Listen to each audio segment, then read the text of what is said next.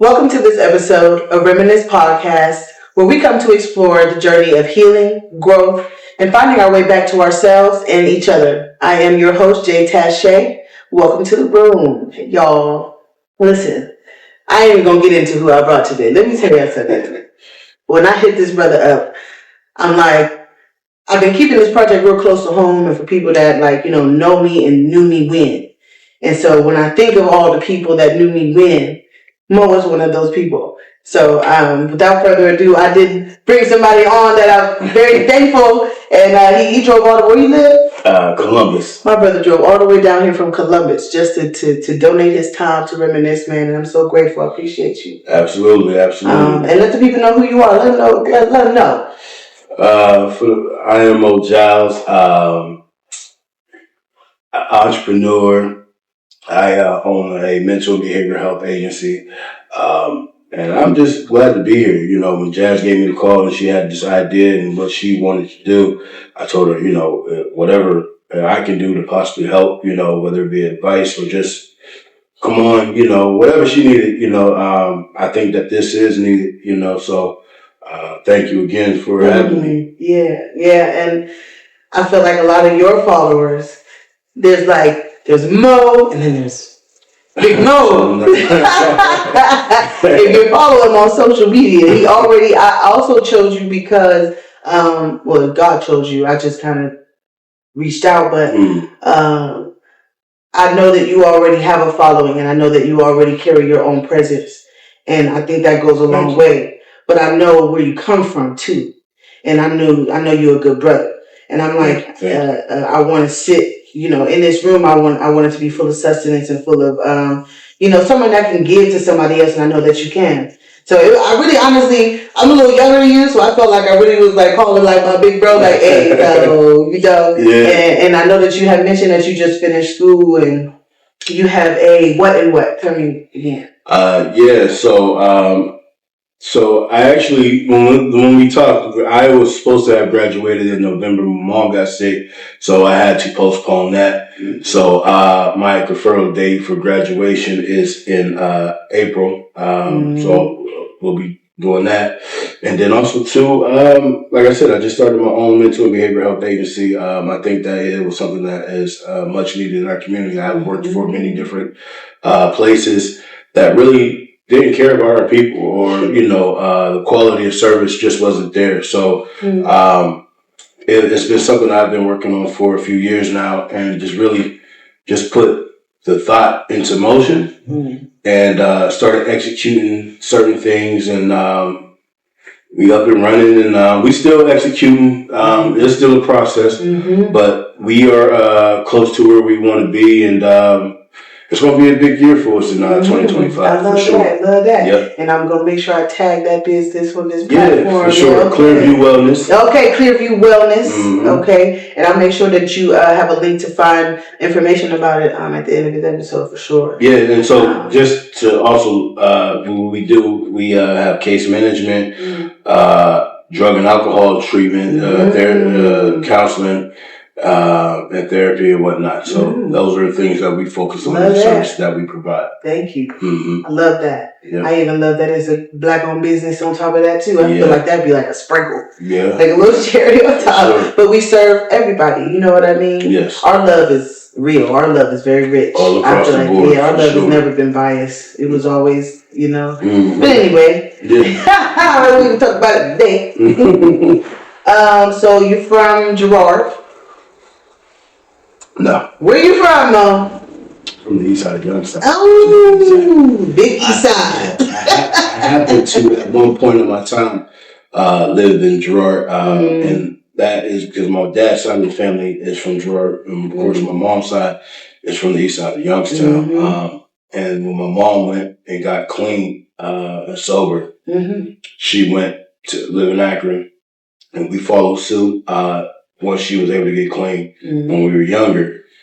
And I think it was probably around 7th grade, I started to play football and sports. And we ended up moving to a suburb outside of Akron called Talmadge, and they didn't have a middle school. No, excuse me. we moved to Talmadge, and then we had to move back to Akron.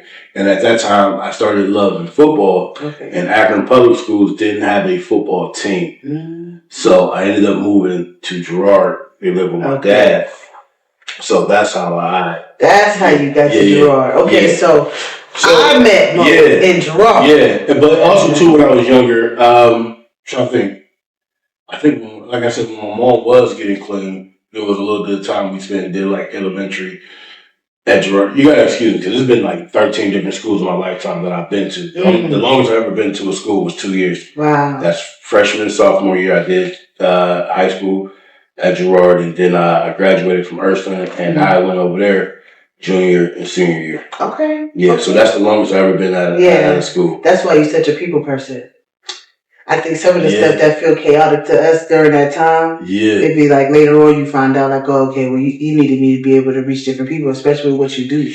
And I have been able to, you know, whether it's been on, you know, the blacks, the whites, or whatever, I've been able to intertwine myself into both areas, you know, with people, you know. So yeah, like you said, you know, I'm a people person, you know, so I like to learn people, understand people, and I guess, you know, that's one of my gifts or whatever. Yeah, definitely a gift. And he's a comedian. He's a comedian. So what else I want to touch base with you? As far as Girard, so okay, I wanted to bring that up. So we went to the same church. Yeah. We went to Friendship Baptist in Girard, which actually tomorrow I'll be rejoining. So I heard. Officially, Congratulations. I chose it, but I had the journey. It's full circle for sure. Yeah, so we'll get into that another time. But I think growing up in that church and just meeting different people, you and even the Kurds and the Richardsons and people like that, I feel like it exposed me to just a different set of people. I think I grew up with a whole bunch of different people too. Like you said, I didn't go to a bunch of different schools, but I went to a predominantly white school, and then I went to a vocational school, and then different things like that. So I've learned to be well-rounded, you know, just from church and in different areas of life that I've been to. But I was growing up in a church in Girard, Friendship Baptist. I'm going back on Sunday. As far as like officially, I've been going to church in between time. We've been definitely spiritually fed, my family, but it was something about going back to the church that I grew up in that it brought a lot of things home for me at the end of 2024. That's what's up. I think it was like the last, like the missing piece of the puzzle for me. Because I go to a lot of churches. There's a lot of church options and all kind of things, and I visited a lot of churches. The Light Church, I go there from time to time. I love that place of worship. It's a good time there. But it's something about going back to that old school Baptist, that thing. Yeah, you gotta go where you're comfortable at, you know. I tell people, you know, finding a church home is almost like finding it's like dating, you know, finding a relationship, you know. Sometimes you gotta try, you know, to see which one fits you, you know, and which one you can see yourself growing in, you know, and for your family too, you know. So wherever you can be fruitful, you know, I think that's important. That's good. Yeah. That's real good. Absolutely. Yeah. So that even confirms it even more for me that I'm like where I'm supposed to be. Yeah, for sure. Needed to hear that. So you're getting married soon? Yes, next month, February 14th. So I was thinking about church and I was like, ooh, wedding, ooh, yours. Yeah. Excitement. Congratulations. Yeah, thank you. How's that process been for you? Just getting ready for it. How's it been? You know, completely being honest, it's been hell. Okay. And I think because the reason is one, the coordinator that we have been assigned, because we're doing a destination wedding. Okay. I think just we have not been on the same page. But then also too, I think, you know, with I'll tell you one thing about weddings is you start to see people for who they really are, family and friends, you know. And I think that is also with divorce and funerals. Yeah, I think those are the type of times you start. Those are the days of people's emotions be like. Yeah, so you start seeing people for who they really are. Exactly. So you know, you start to see who's really in your corner, who's there for you, who's not, who's willing to make sacrifices. But at the end of the day, man, you know, what I'm most excited and proud about is that I have chosen a person that we love each other, we get each other. That's my person. Yeah. And through all of it, it's her and I. And so a lot of that other stuff that we were dealing with doesn't matter. And I'm just ready to celebrate with family and friends and really just celebrate those who happen to who made it with us, and just just celebrate our union. I love that. And weddings are so nice. I feel like, when is your wedding going to be? What season? Winter. So what's the destination? The DR, Dominican Republic. Ooh. Yeah. So y'all gonna be in the sun. Yeah. But we buried in the snow. Unfortunately. If you're in Ohio right now, when this airs, y'all will remember the storm that's happening outside right now. Yeah. So, okay. Happy New Year. Yeah, we definitely looking to soak that sun. I love that. That's really great. Do the kids going? Yeah, everybody going. Ooh, I got your swimsuits back. Yeah, everybody going. For I love that. I really love that, and I know that you'll be blessed. I think just knowing you as a man, aside from being a family man, just knowing you as a person, I think that goes a long way to just saying you're going to be a great husband because you're a great individual, a great person to other people, you know? Yeah. And I know that you live to serve other people, and I think that goes a long way in marriage too. I think you have to learn to sometimes be a servant of one another, or you know what I mean? And I think you'll be good at that. And your lady is so pretty and so kind. I could just tell she don't play no games. Like, she getting to it. And you just said something about being a servant. And just, one of the things I've learned being in this position as husband is I don't come first. And that's anything, I don't come first, even as in social work, but also too, I have to learn that balance and boundaries, as far as putting myself first in certain areas, learning to say no to certain things. But as a provider and as, a father and husband, I got a family to look out for and look after. So, sometimes it has been, putting them before myself. Yeah. The B and the B. The B and the B? Yeah. You said the balance and the boundaries. Oh, balance and boundaries, yes. You gotta have balance and boundaries. Don't forget that. I mean, you gotta have that personally, professionally, because a lot of times if you always telling people yes, yes, or, people taking your kindness for weakness, I think that people will run over you, but you got to learn how to just say no, and your no be your no, and don't let nobody trick you out of That's the second time I heard that this week. Yeah. Let your no's be your no's and your yeses be yeses. Yeah. I received it the second time. I mean, sometimes, just for your sanity, just like last week, I had to tell my pastor, no, for a certain thing. And although I understand why he was asking and what he wanted, but also to know that for me, there's kind of like a history of trauma attached to whatever he was asking for. And I, what I'm saying? So I had, but I had to feel comfortable in that, in that no. Yeah. So, gotta be your no. Your no has to be your no. Yeah. I think me growing and embracing my healing process and loving myself more than I ever have has also increased that ability to say no. Yeah. Because of how much love I have for myself. And that used to really be in lack for me for a long time. Most of my life I lived in a low place of self-worth. And in therapy and learning about myself and in my healing process, I learned why I was there, how I got there, and why I ended up being there for so long. But I think that's powerful. When learning about yourself it's probably the best gift you could give to other people is being you.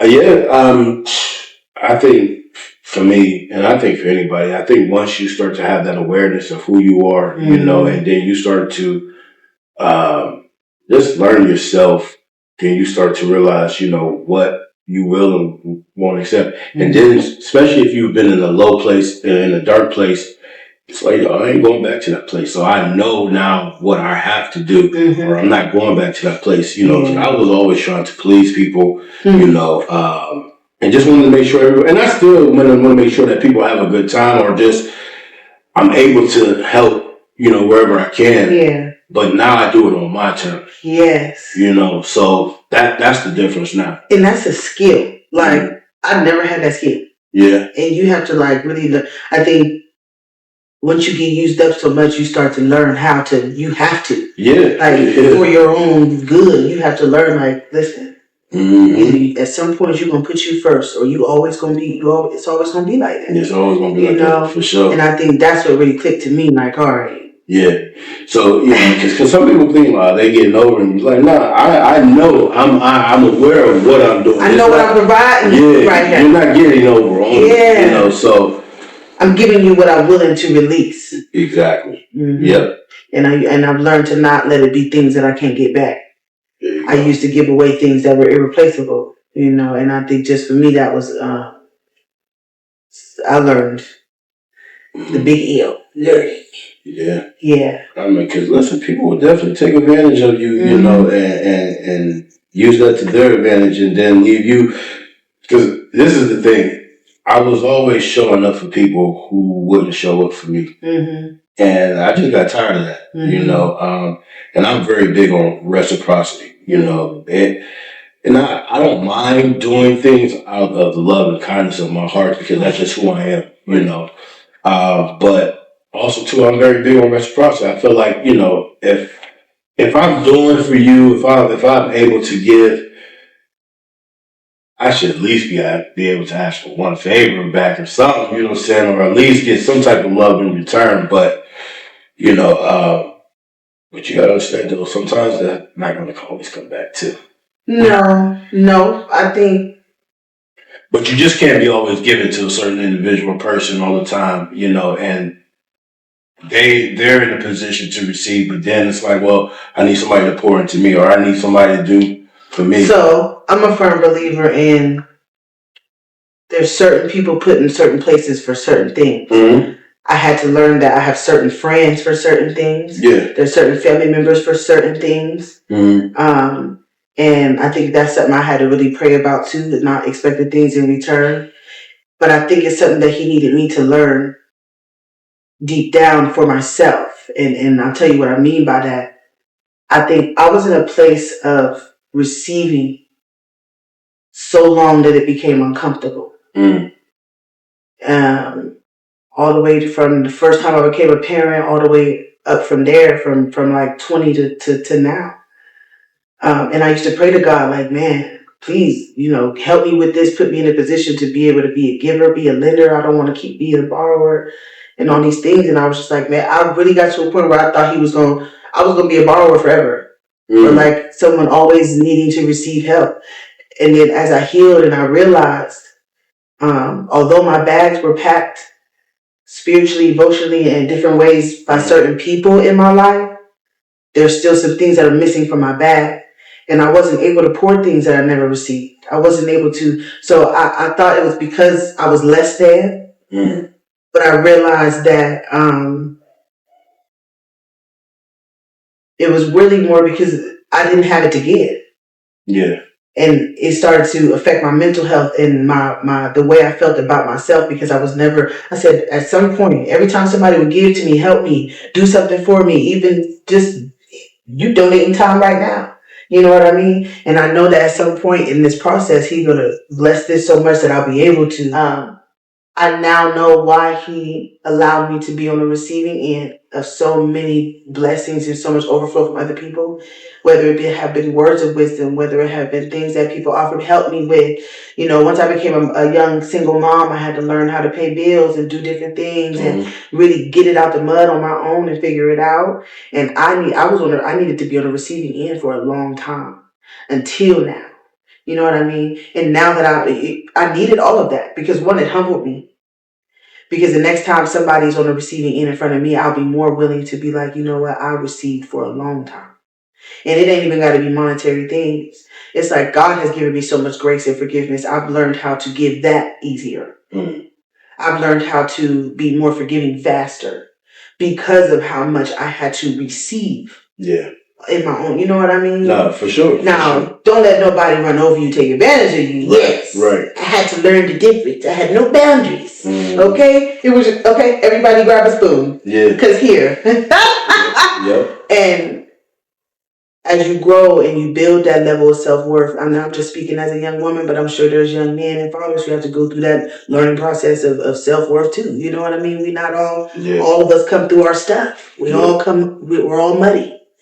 But I think I'm at a point right now where I understand why my cup was so full of you know what I mean, gifts. Because now I'm ready to pour. When I say I'm overflowing, I'm overflowing. That's good. This is part of my overflow. You know what I mean? Like the healing that I've been doing in the understanding I've been, getting for myself and the overall thing. This is just an overflow of what I've been doing inside my home.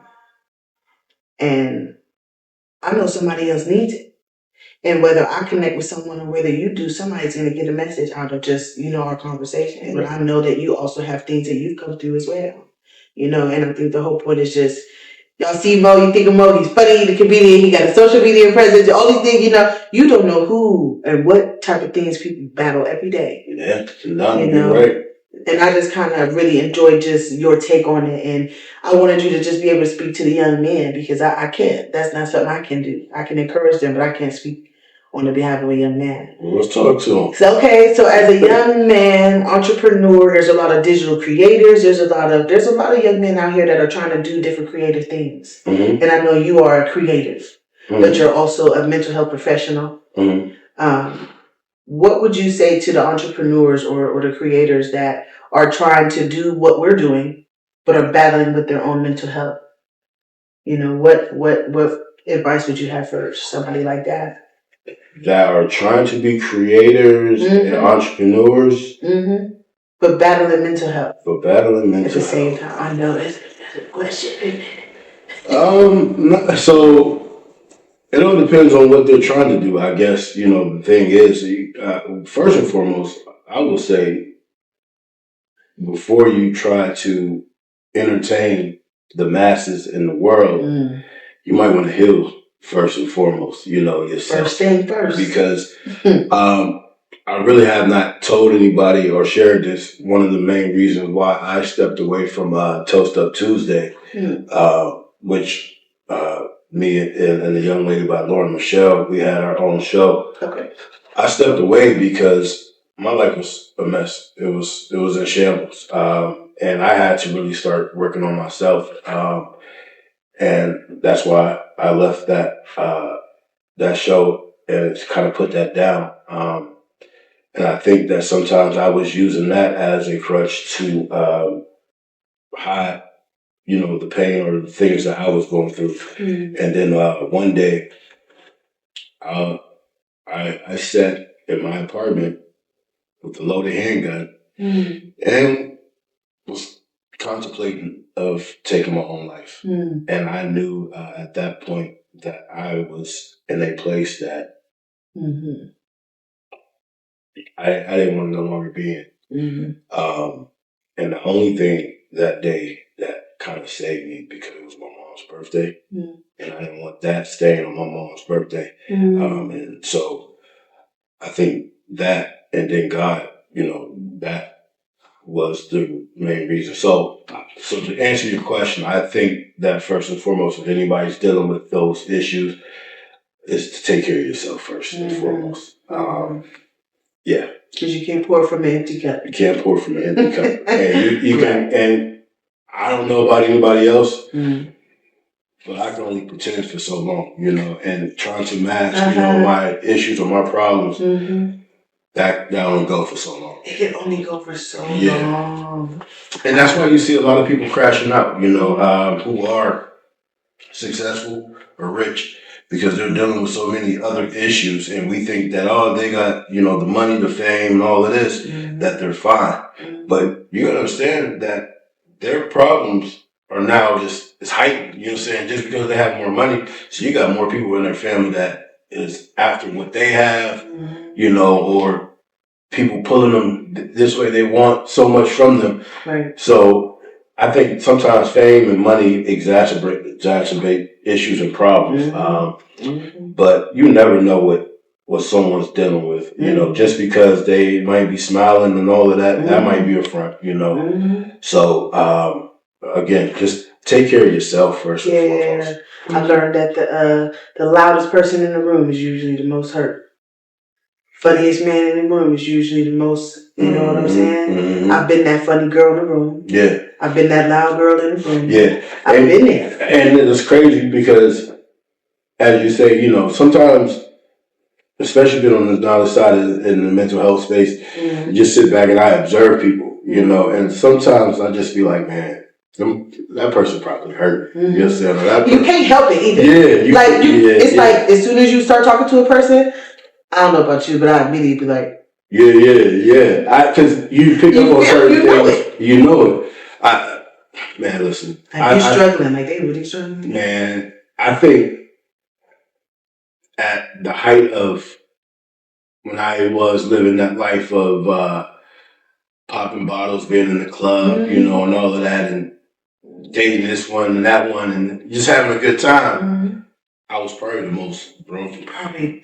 I was. I was. You know. So when that life may have looked good, you know, on the outside and to others, I was broken. I think most people out there that's doing that looking for something.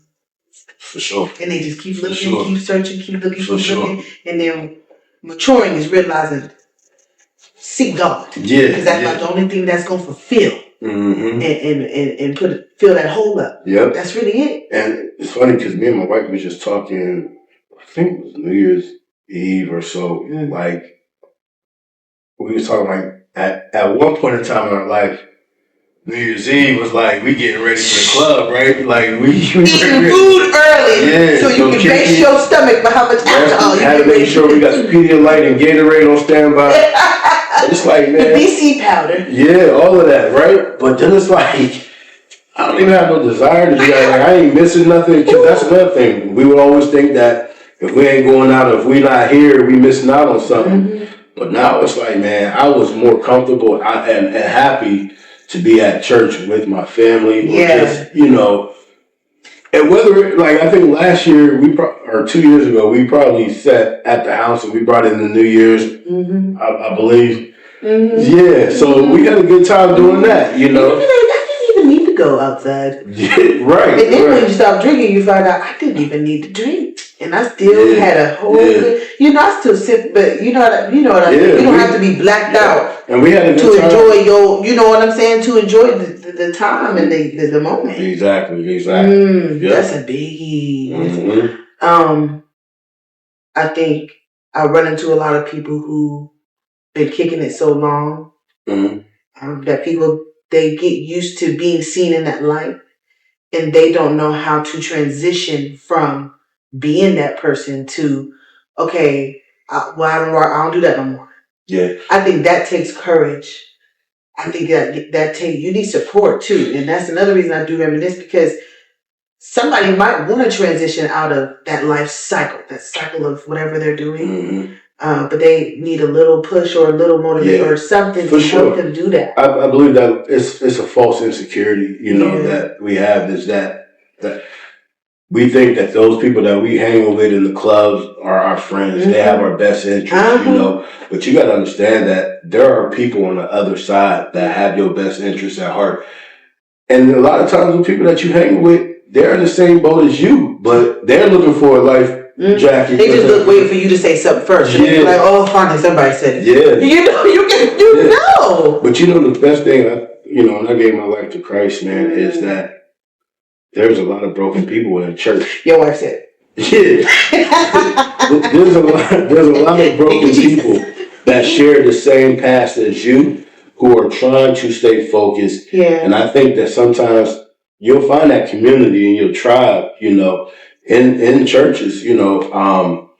It's just you have to commit and sacrifice and dedicate yourself to that life and want to change, you know. So This year I learned what it meant to die to yourself.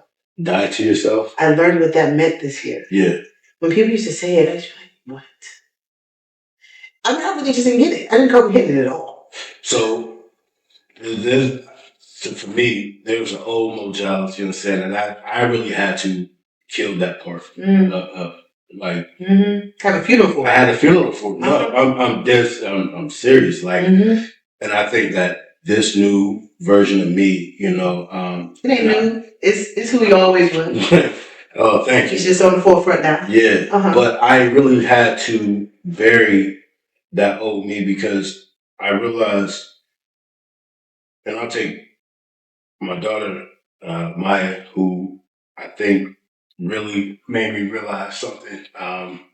She had made a comment one time about different women that I was bringing around. And that kind of opened up my eyes and made me realize that she sees me. And I had to start changing. Because she's watching you. She's watching. And you're showing her how a man's supposed to be. Right. And who she saw and what she was telling me she saw, I didn't like that version. It wasn't who you wanted her to see. Nah, not at all. So, and as I began, to date my wife at the time, or excuse me, she, girlfriend at the time, which is not my wife,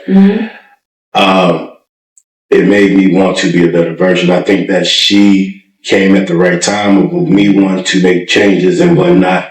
And then also her having a young daughter. It almost seemed like, and who Maya saw, I wanted to be a different version to Jada, my youngest. So I just wanted to be a different man and a different person. So I started taking church more seriously. Started taking my education more seriously. And I just wanted to be a different version of a man that my oldest daughter saw. And be different as a man than what any other woman who might have experienced me. So I wanted my wife to have a different version of me. And I applaud you, good brother. Well, thank you. It takes courage. It takes commitment.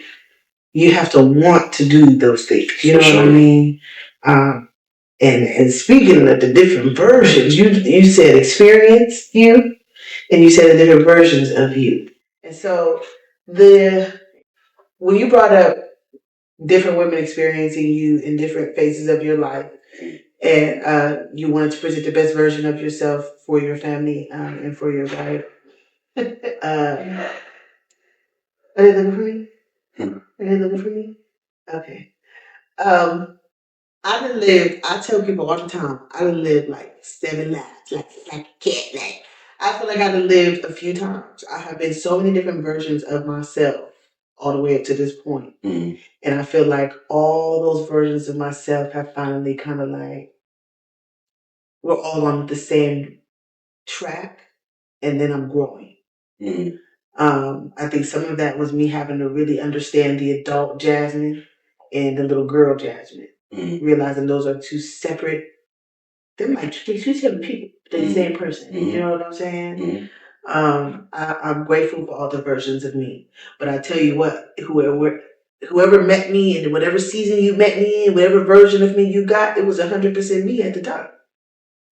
I think I had to learn to like stand by those versions of me and not be like ashamed of them or like, I had to learn to love every little crevice of who I was back then, and not for me to really appreciate where I am today. I think that's the same thing for you. Like you needed them moments. You needed those dark seasons. You needed those wilderness seasons. You needed them, what they call it, the whole phase. Everybody went through it.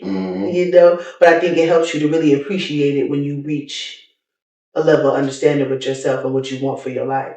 Yeah, absolutely. So, have you thought of your two truths and a lie yet? Flow with me. Two truths and a lie. Yeah. Okay.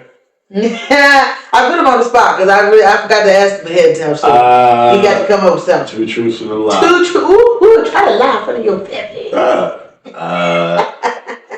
I used to play violin.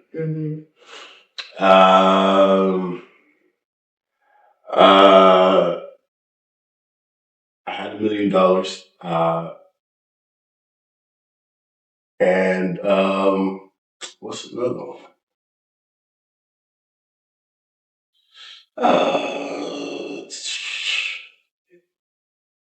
This is jazz. Like, okay, we'll loop it around. So you want me to loop it around?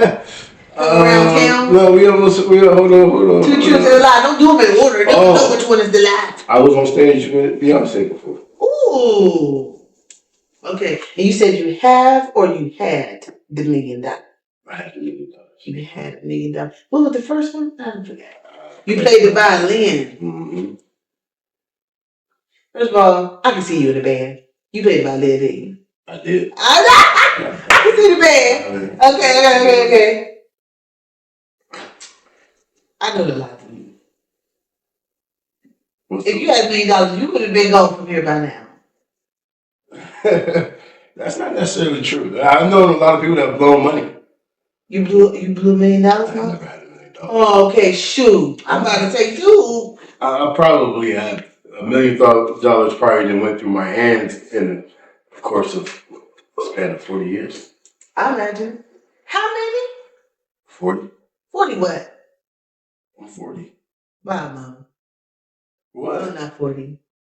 I'm born February 22nd, 1984. Shut your mouth. Yeah, I'm 40 years old. I did not know that. I'll be 41. Oh, man. That's crazy. Yeah. I ain't gonna lie. I thought you was like, I'd be like 37. I appreciate it, though. Oh, yeah. Yeah. Okay. I ain't mad. Okay.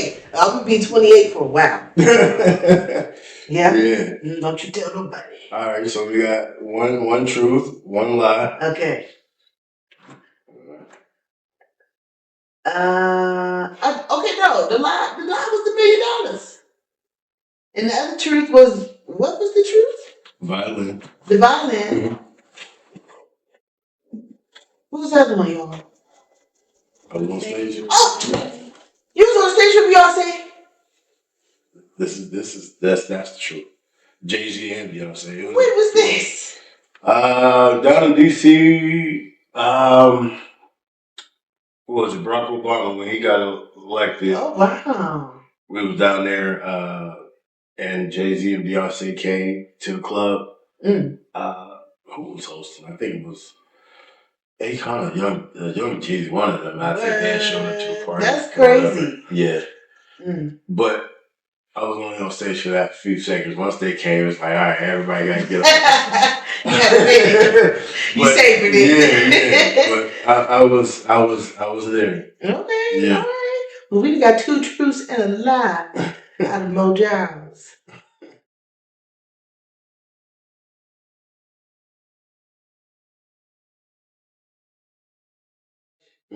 I wake up in the morning and my body's already panicking because it's so used to me panicking. Oh, wow. I could be having a good day, but my hand's shaking.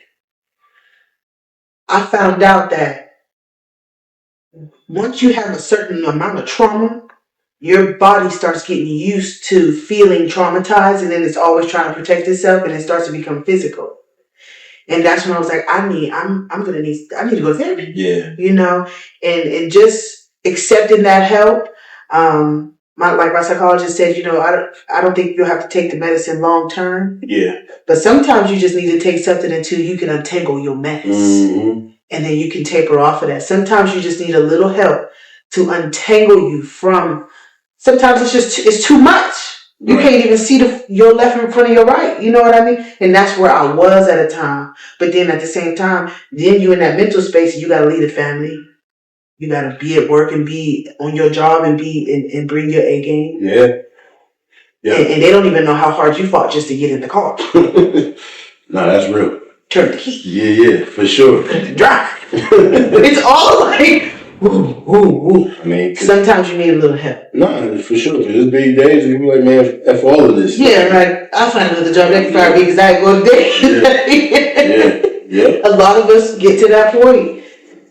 Get help. And everybody don't have to know if you're getting help. It's not a broadcast. Yeah, that's true too. Just go get what you need. Yeah. Nobody knows what's going on in your head more than you. It's true. Yep. Serve yourself.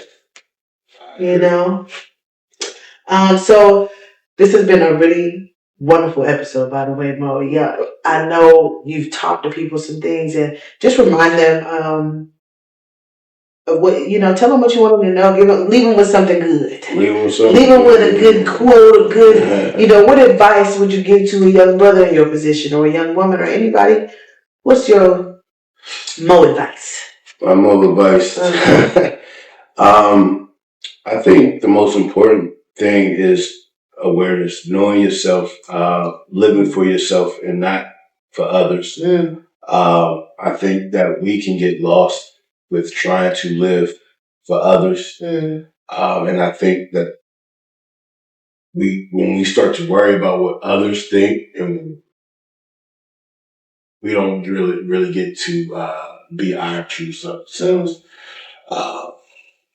But just having that awareness about who you are. And I think one thing I like about people, especially young people that I meet who are very much aware of who they are and the people that are around them, who they are. And it's like, man, to have that awareness at that young age, I kind of gravitated and wanted to help feed or at least put them people underneath my wing and support that, because there's so many other things that's out there to trap us,